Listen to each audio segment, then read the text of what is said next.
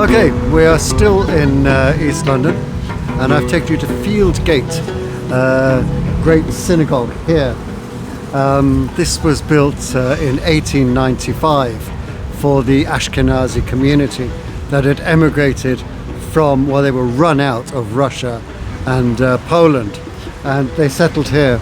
And this synagogue here, there was the entrance to the synagogue here, and there was a shop next to it, and it was several stories high, and had quite a capacity. On the lower level there was room for about 280 worshippers, and on the next floor 240 worshippers, lady worshippers, and there were fewer there because there was an exposed area so the ladies could look down and witness the service itself. During the war, this area was very badly bombed, and in fact the synagogue was damaged itself, and when it was rebuilt the capacity was less because the people were moving out from the East End and moving west. And then around about the same time I'm going to tell you the story about the mosque which surrounds the whole mosque at the moment. In fact, at one point people jokingly said of the synagogue that it was the only synagogue to have its own minaret, because adjacent to it was the mosque. Now the mosque wasn't as big as it is at the moment, but relations, why I've put this into happy history is because the relationships between the Muslim community and the Jewish community was very amiable.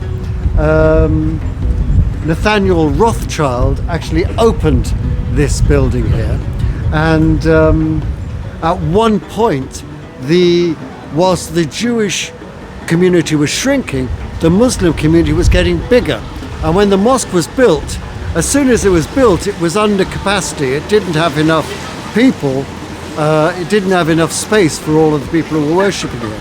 But this area over here, this was a bombed out area. It was flattened and used as a car park. And the Muslim community appealed to the authorities to buy it. And people in the area had to be asked if anybody objected. And the synagogue, God bless our brothers there, they said, no, we've got no objections whatsoever. You know, a synagogue needs to have a certain number of worshippers for services to take place, and in the fullness of time they just didn't have enough worshippers to keep the synagogue going, so it was put on the market. But it was the mosque was told about it first of all, so they had first refusal, and they took it up and they bought it, and they recognized, the Muslim community recognized the impact that the Jewish population had on the area and its culture. So they've kept all of the Hebrew writing and so on, so that the Jewish community, they can come back here and remember their history. And now it's used for zakat. All Muslims pay charity, and the charity comes in here and is distributed to the community. Well, what I'm going to do now is I'm going to take you around to the front, and I'm going to tell you about the history of the mosque itself. Okay, thank you for watching.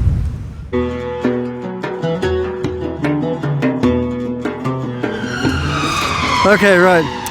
I'm still just by Fieldgate Synagogue, and under this rather forlorn looking palm tree we have the Whitechapel iron foundry.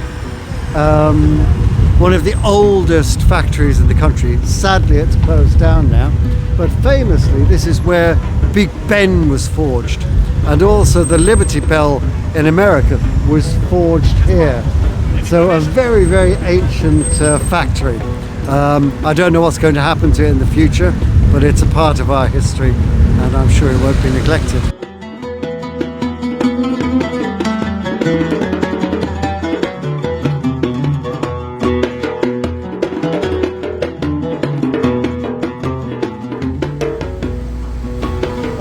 So here we are, still in the heart of the East End, and we're at the East London Mosque.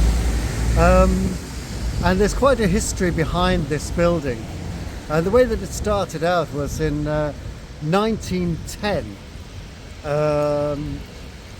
It was Eid, the time of year for a big Muslim celebration at the end of the Hajj pilgrimage. And the Islamic calendar is a lunar calendar. It travels around the seasons. And Eid that year was in the midst of winter. And the Muslim community, they had to go to Hyde Park to pray there in the open. And they were praying in the snow. Now at the time, the king ruled over more Muslims than the Caliph did in Istanbul. That's how large the British Empire was. And it was, it was felt that it was a disgrace that we had so many Muslim subjects, but there was nowhere in the capital for them to worship. So there was a meeting of the great and the good in the Muslim community and from amongst the English community in the Ritz Hotel of all places. And at this meeting we had the Aga Khan, various government ministers, and some people who were well known in the Muslim community. Abdullah Yusuf Ali, for example, who was an Indian civil servant for the British. And he translated the Holy Quran into English beautifully. It's almost like the King James version of the Quran in the English language. And another English aristocrat called Marmaduke Pickthall, who converted to Islam and was hence called Muhammad Marmaduke Pickthall. And he in turn also made a very accessible translation of the Quran. They set about trying to establish a place of worship for the Muslim community. But nothing happens at great speed. So it was only in the 1940s that a large building was purchased on Commercial Road. And it was called London Mosque and Islamic Cultural Centre. And people praised the Lord there for a number of years. But then in the 1970s, this area behind me, this was bombed out area. And the Muslim community approached the government and asked if they could purchase the land. And in the 1970s, this mosque was built here. What we see here, this red brick building. And this went, but almost as soon as it was built, it was too small for the community. So in the 80s, we asked for an extension. And the Miriam Centre, which is the white building just behind you, this was added, and it was opened by Prince Charles. And at that time, the beautiful minarets here, the call to prayer was made from these minarets. Now, a lot of people complained. And the Sun and the Daily Mail and the Daily Star, they led the charge. But it's a beautiful thing in England that there were Church of England representatives, and they said, it's not fair. Church bells have been ringing out over England for, since the year dot. Why should the Muslims be any different? There were some concessions. So in the middle of summer, the dawn prayer is about 3 o'clock in the morning. So that wasn't allowed. We didn't want to disturb people. And also very late at night in the summer as well. The mosque is it's one of the largest in Europe at the moment, and it's a very modern building. It has a radio station in there. It has a gym. It has a library, and right at the very top, they keep bees and they make honey. And long may it continue peacefully. Okay, there's one other thing I want to say as well. The Muslim community, particularly in this area, are really walking a tightrope because, in the 70s, there was an awful lot of racism and the community had to kind of close up. And in fact, we've got Ali Taleb Park just down there, named after a young Bengali who was killed by some racists. So there's that fear. And also, after the 7/7 bombings, when some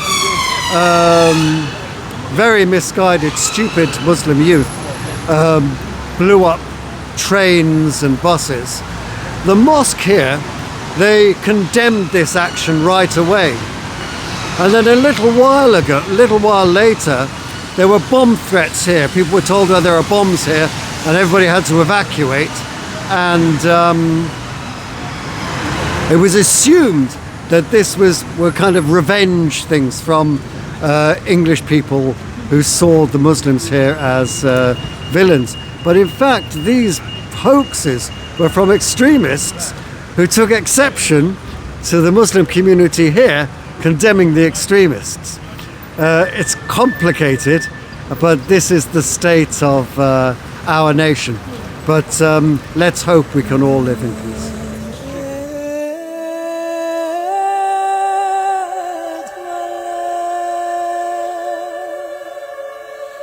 At my